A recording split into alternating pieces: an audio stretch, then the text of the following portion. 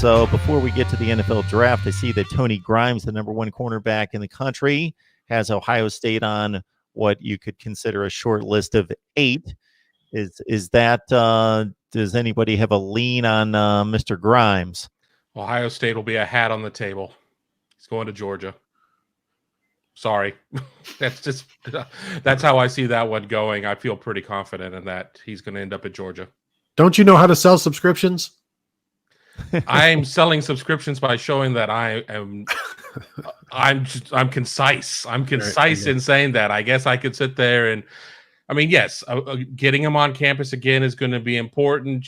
Ohio State's done a masterful job. They're doing a great job with all the recruits becoming recruiters and whatnot, but I just think that the odds are awfully long. I mean, Tony Grimes has been on campus before, so it's not a case of a guy who just doesn't know what Ohio State looks like or whatnot. He's had the opportunity to see him, but it'll be important to get him on again. But that's just not one that I see happening.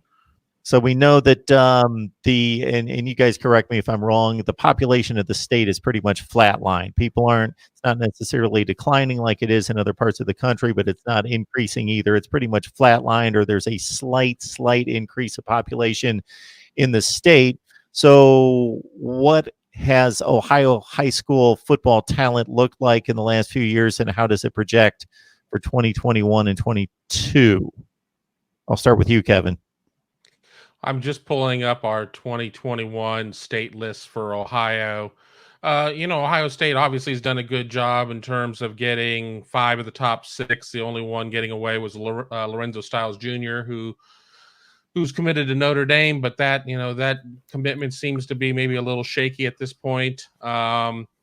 It's been a strong year for the state, and I think that Ohio State could still look in state for a defensive end, Najee Story out of Solon. I think he's somebody that could be there, but when you look at the rest of, when you look at 7 and 9, they're both running backs, and Ohio State obviously is taking care of the running back position with Evan Pryor and with Trevion Henderson. But, there's certainly year in and year out, when I look at Ohio, you're always going to have the strong top 5, top 6 kids that are going to be there pretty much most seasons. It's what's there from like 7 to 20 that determines how good Ohio is going to be, in my opinion. We have that for sure here in 21. I haven't really had a chance to start really looking closely at 22. I kind of have seen who the top 5 appear to be at that point, and it's going to be good, but I don't know what the depth is going to be at that point. So I don't know if they're going to be those low 4-star, high 3-star guys that are necessarily going to be the guys at Ohio State is going to go all in on, but we got a long way to go. Yeah, this past year they took 8 guys, I think, give or take, from the state of Ohio in the 2020 class out of about 24 signees, and 8 guys from Ohio is as many or more than they had been taking in some of the previous classes, particularly with Urban Meyer. So I think 6 of those guys are from the Cincinnati area. So Ohio State went in and owned Cincinnati and got Paris Johnson in particular, the one they had to get, the offensive lineman, got his teammate Darian Henry as well, the defensive lineman, couple of offensive linemen down the line with Jacob James and Trey LaRue this past year. So they did make a little bit more of an effort in Ohio, and in Ohio in particular, to take some 3- and 4-star guys who they hope will become frontline guys down the line, maybe projects I'd even put with Jacob James and LaRue, guys that you're probably not going to hear anything from the next couple of years, but maybe by their 3rd, 4th, or 5th year, they can crack the starting lineup. So Mayan Williams at running back put up some huge yards. Obviously, he'll have an opportunity to compete for time as a true freshman as well. Looking at 2021, like Kevin said, they've done a great job. Obviously, Jack Sawyer was a kid from Pickerington North they had to have.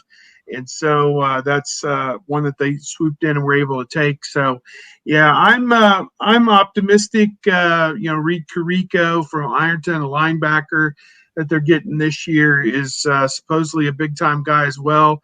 So, part of the thing, when you take kids from rural areas, you wonder about the quality of the competition. When you take a kid from Cincinnati St. Xavier or Cincinnati Elder or a school like that, you don't worry so much about that. And so Ohio kind of gives you that mix. Some guys from the big city schools, and some guys, like a Cade Stover, he's from halfway between Columbus and Cleveland, from Lexington, Ohio. Did he face the best competition in high school? You probably say no, he didn't, but he's a guy that can come into Ohio State and make a difference. So, to me, Ohio State's best teams have always had a backbone of Ohio guys. That was true with the national championship teams in both 2002 and 2014. And I think that, going forward, that's probably how it'll be as well. And maybe a little bit more under Ryan Day here, at least in the beginning, until he develops that national reputation as a recruiter. Yeah, I think I agree with Steve where Ryan Day is more willing to grab some Ohio guys who are maybe rated a little bit lower. Because I go back to the Ohio State's 2012 class, which was Urban Meyer's first, and most of it was handed to him. All of these Ohio guys had committed and then committed probably to Jim Tressel and then stuck with Luke Fickell at that time. But you got a guy like Pat Elflein, who was a low 3-star, Jacoby Bourne, another low 3-star, and Tyvis Powell, who had to work hard for his offer. I don't know that those guys would have been offered if it was a normal Urban Meyer year, like if it was 2014 or 2017. I don't know that those guys get offered.